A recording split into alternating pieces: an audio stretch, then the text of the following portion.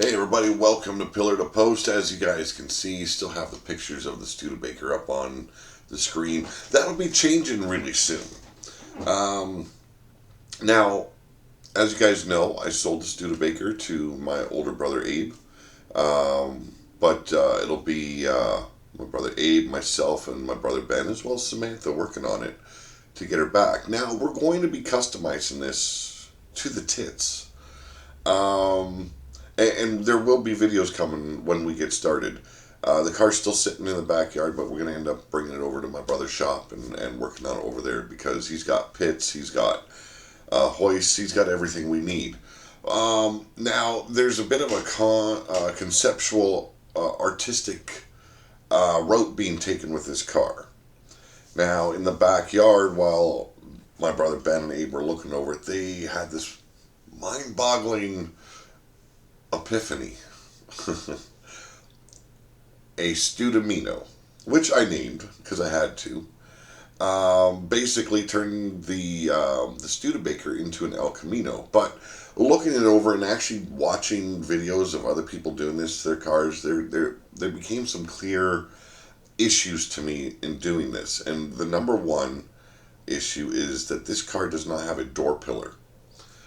That is a big problem when you want to convert something into like an El Camino, like a regular car in an El Camino, because it's basically the back window and the front window sitting side by side. There's no pillar. There's no door pillar there to to separate them. So either you'd have to make one yourself and put it in, or go a different route. So as you guys know, my favorite vehicle on this planet is a panel truck. I'm not even fussy about the year. I am more leaning towards the mid 40s to mid 50s era because I just like that style a lot more. And one night I was laying in bed, and I get like this a lot, especially when there's a project on the yard. What if, instead of turning this into an El Camino, we turned it into a panel delivery? Now, a panel delivery vehicle is basically a panel truck, but it is more of a station wagon type look, just no windows on the sides. You have your driver's side and passenger side windows, and that's basically it. So I dropped that in my brother's lap. So he was all like mind blown and ready to go. But there's going to be a video coming up probably by the end of this week.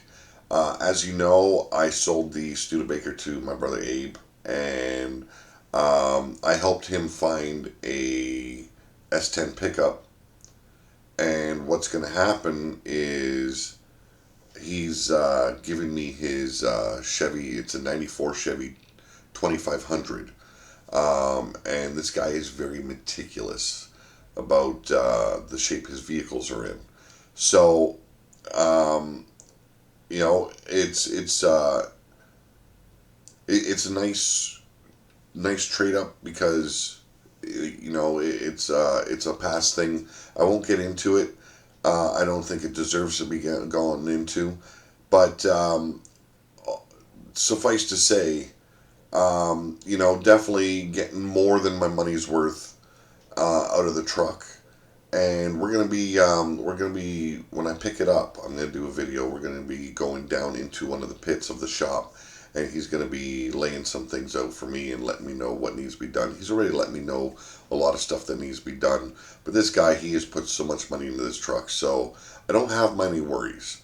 I know there's an oil pan gasket I've got to change. There's the front shocks I've got to change.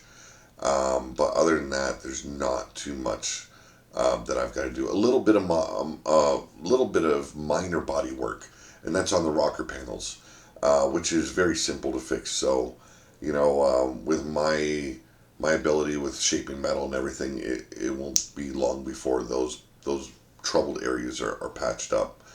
But yeah, I'll be definitely doing a video. It's like I said, a '94 Chevy 2500 3/4 ton. And what really helps me out is I do need a truck. Right now I'm driving my son's Kia, while they're also teaching him how to drive, and the car sits very low. So with the issues I have with my lower back and my legs, as well as my wife with her back issues and hip issue, the car just does not work for us. It's very hard, and I barely get to take my wife out because she just doesn't want to be in the car.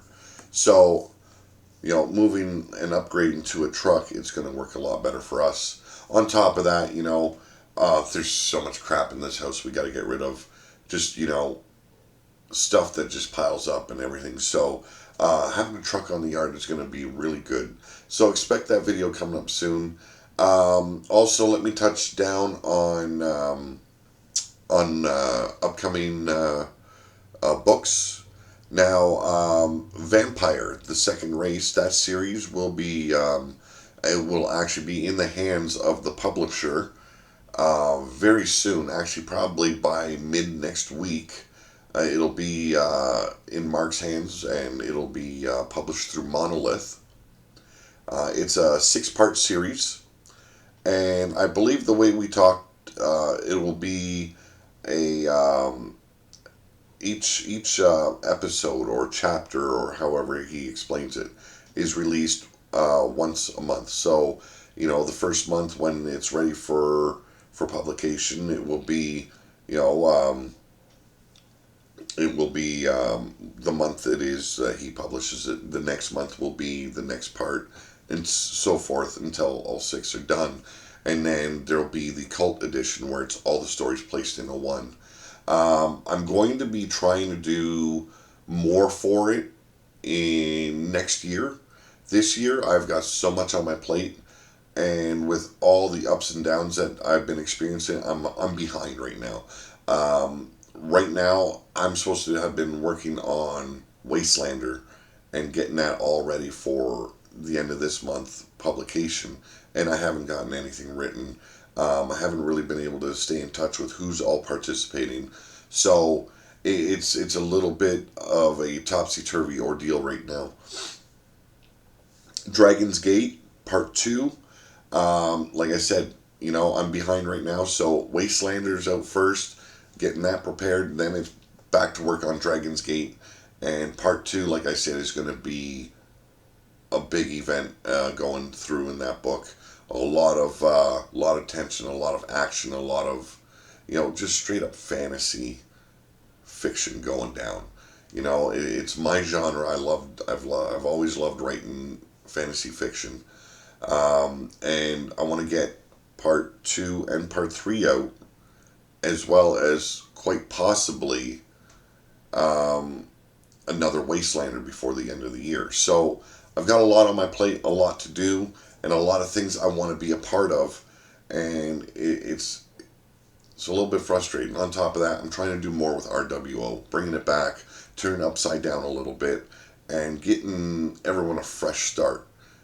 So we've seen a lot of new characters in the game. We've seen some old ones leave. And there's going to be some people that feel that it was done out of hate or just plain old me being an asshole. No, it is just because I am cutting a lot of crap out of my life, and if it's drama, I get rid of it. If it is a pain in my neck, I get rid of it. It's just me doing what's right for me, and if people are going to hold that against me, I looked outside today and it was raining. I really thought some new fuck plants would start growing. Sadly, must have been the gopher that lives in the backyard. Fucking ate them all. So I've got no fucks to give. I do apologize for that, but it's just the gopher got hungry. So you got to make do with what you got. And I look beside me in my fuck bucket, and I've got a little bit of dirt at the bottom I can probably throw at someone, but fucks, no. Fucks is gone. So, that's just me having fun. It might sound like I'm being an asshole. I'm not. I've got a lot on my plate. Like, our dryer just broke down. Our washing machine, it's going on the fritz. We bought them used, and they've lasted us 5 years, so I have no complaints. They did the job I asked them to do. So now it's time to update. Things happen when you're not expecting it and when you don't have the money at hand to get things done. So, that is what's to come here in our on Pillar to Post, and a little of what's not to come. So, I want to wish every one of you fathers out there, and I'm talking about the fathers that actually give a shit and care about their kids and want to be a part of their lives. Happy Father's Day. To use that, don't really give two flying fucks about it. Get your head on straight. You got kids. Go take care of them. Okay? They need some loving. This is Pete Wall. This is also Pillar to Post. I'm out of here.